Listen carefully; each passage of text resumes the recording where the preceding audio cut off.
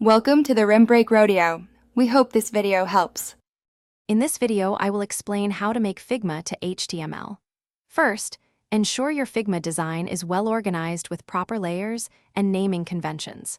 This foundational step is crucial for a clean conversion.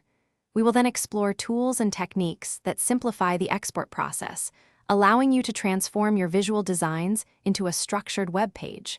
Get ready to bridge the gap between design and development efficiently. Before exporting, meticulous preparation in Figma is key. Group related elements and use auto layout to create responsive sections that adapt well to different screen sizes. Components help maintain consistency and reduce repetitive work. Also, define your text styles and color palettes clearly.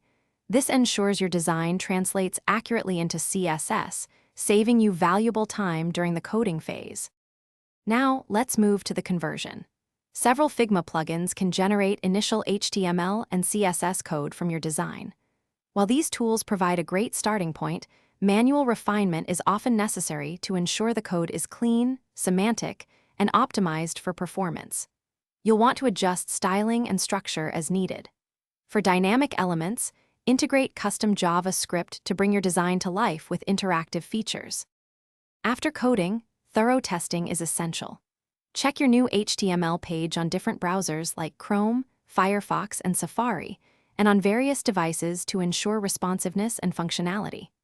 Optimize images and minify your CSS and JavaScript files to improve loading times, providing a better user experience. Remember to check the description for a link to the Oala water bottle and other great deals to help you stay refreshed while you work. Thanks for watching. Consider subscribing if we helped you.